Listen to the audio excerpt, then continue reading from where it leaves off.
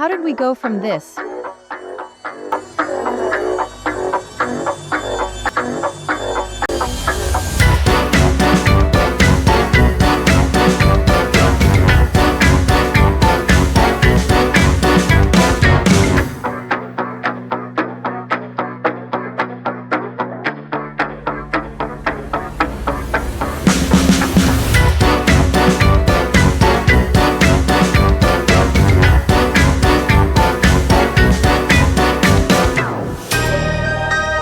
To this.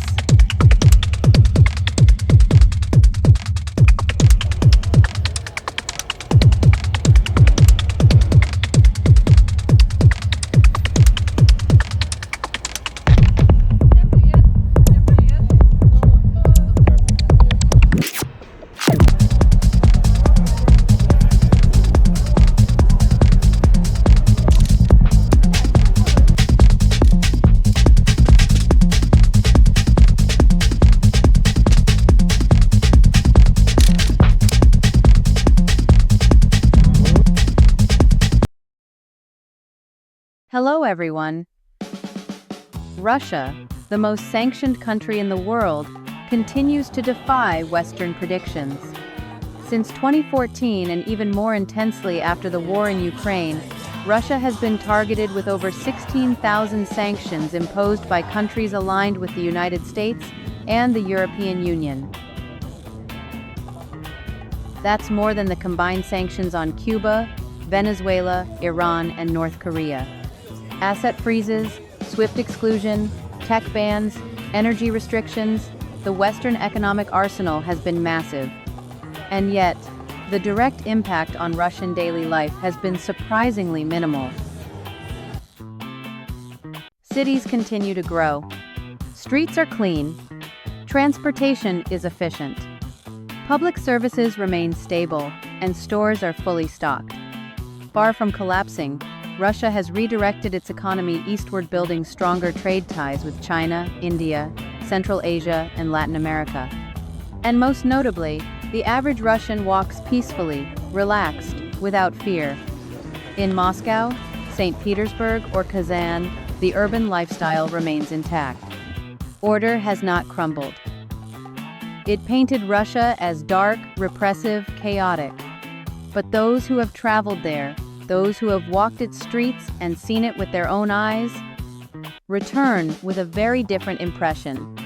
I describe Russian organized crime as it's developed over the last 15 years as being a video on fast forward.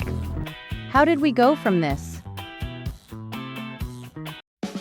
After the collapse of the Soviet Union, Russia plunged into a decade of chaos. The state was crumbling, the ruble was collapsing, and while the people suffered, a small group of businessmen took control of the country. During the presidency of Boris Yeltsin, corruption became a de facto state policy. Under the guise of privatization, Russia's most strategic industries were sold for pennies often to well-connected insiders. These new magnates, known as oligarchs, amassed unimaginable fortunes in record time by looting natural resources, state-owned banks, energy infrastructure, media outlets, and key enterprises. They believed they had captured the state, and they assumed the next president would simply be another puppet. But then came Vladimir Putin. Let's take a look at his first meeting with the oligarchs. Vladimir Putin was building. Why were there no people here before who were capable of making decisions? Why did everyone start running around like cockroaches just He before is like my rebirth? Medvedev. Putin confronted the factory owners. I believe you have made them hostages of your ambitions, lack of professionalism, or maybe just idyllically thousands of people. This is absolutely unacceptable. If the owners cannot agree among themselves, then the unified complex will still be restored in one form or another. It will be done without you. He demanded the owners, including billionaire Oleg Deripaska, to sign on to restart the factories. Do you say? Yes, go ahead.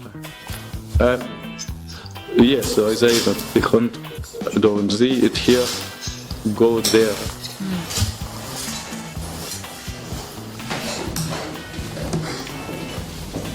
This game.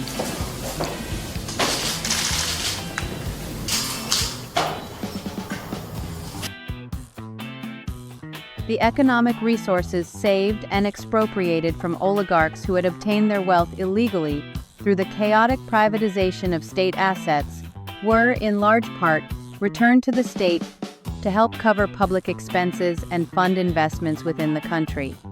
Let's take a look at some of the major projects where a significant portion of those economic resources was invested.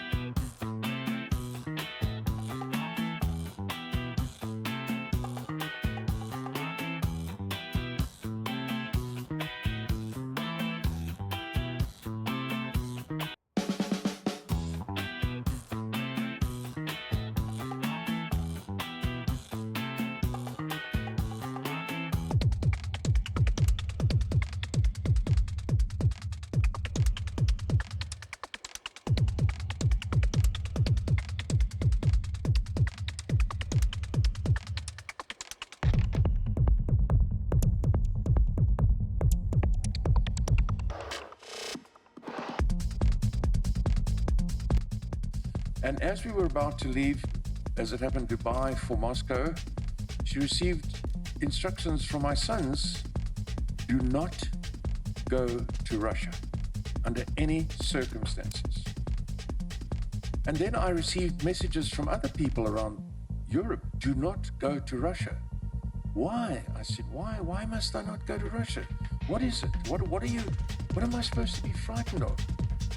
You know, and I won't say they couldn't tell me, they sort of intimated that my life is at risk if I come to Russia. And, well, you know, I arrived here and the first thing I saw was perfect, total civilization in every direction. I see a city that easily rivals ancient Rome. And probably, I made the comment to somebody earlier, is by far, not by a little, but by far, the premier capital city in the world. And as we were about to leave,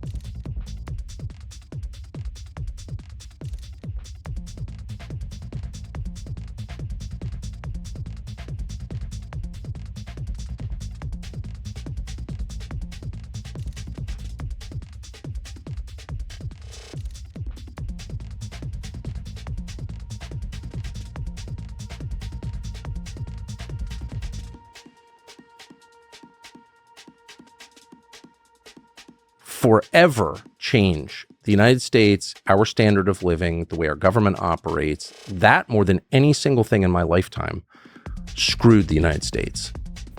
levying those sanctions in the way that we did was crazy. And that for me, the main takeaway from my 8 days in Moscow was not Putin. He's a leader, whatever. None of them are that different, actually, in my pretty extensive experience. No, it was Moscow. That blew my mind.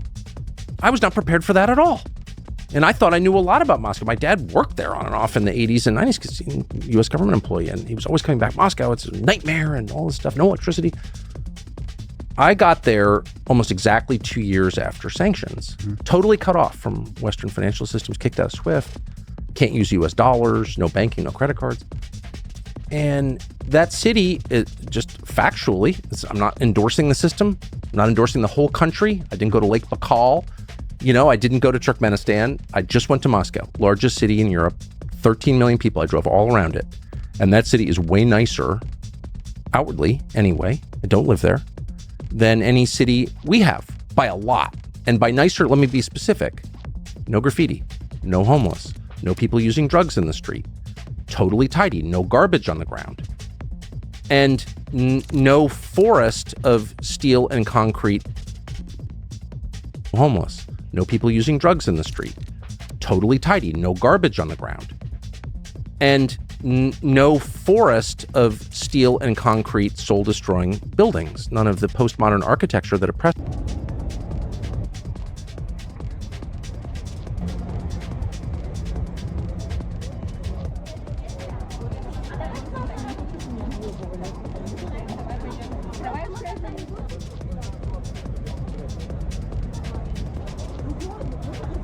President Putin did a job that few have achieved, pulling a nation out of disaster, a state plagued by multiple cancers. He also fought off external enemies that have always been present. What do you think about Russia's transformation in just 20 years? If you visited Russia, share your thoughts in the comments. That's all for now. Subscribe, and we'll keep you informed.